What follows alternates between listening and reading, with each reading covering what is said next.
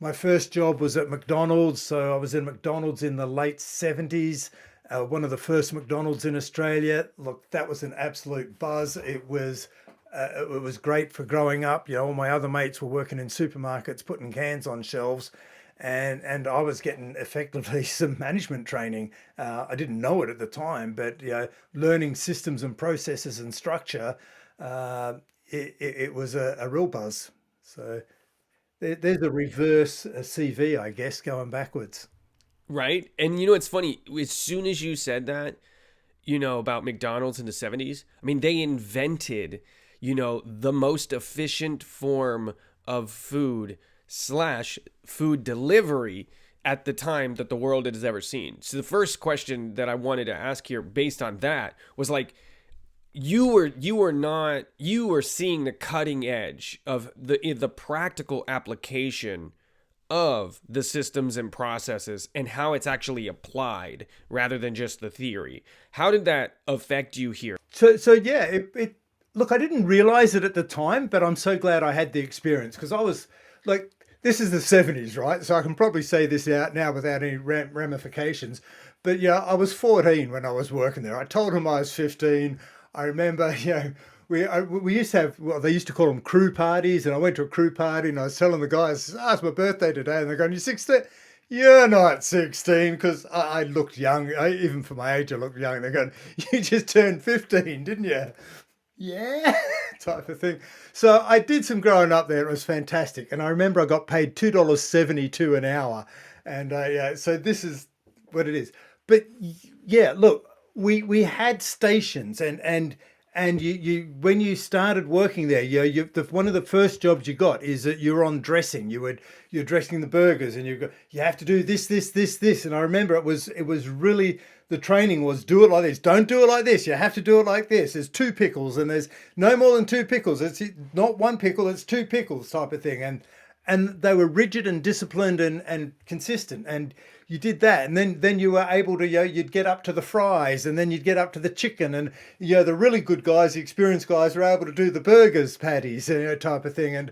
But each station had its own training, and you basically got qualified, or certainly, it wasn't an official certification, but you were recognized that you were able to perform the task at each of the stations. And then, afterwards, when the restaurant shut, and again, you had a complete process that you had to follow to get everything done. But man, it was fun. When we worked to close, everyone just had a whole lot of fun. They were good times.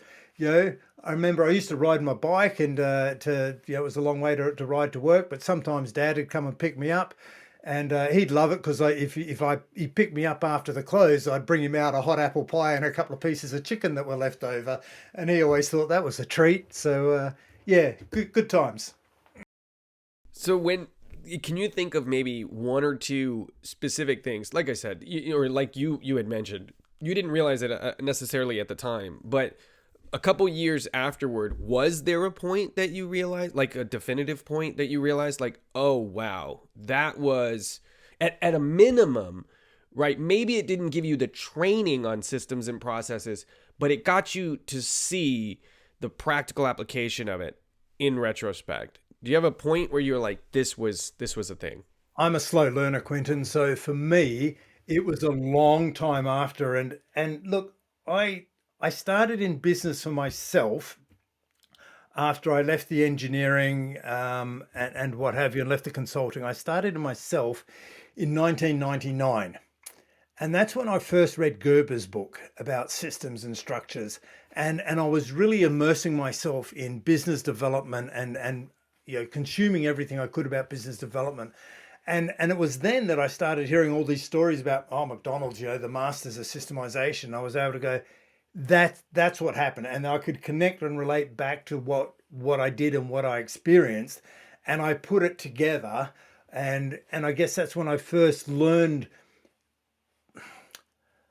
from a pointing of wanting to educate and understand, if I can add that clarity, about systems. Because all through the engineering world and job, I was involved in systems and procedures, but just at the other end of having to comply, and it just felt bureaucratic and you had to do this and these are the rules.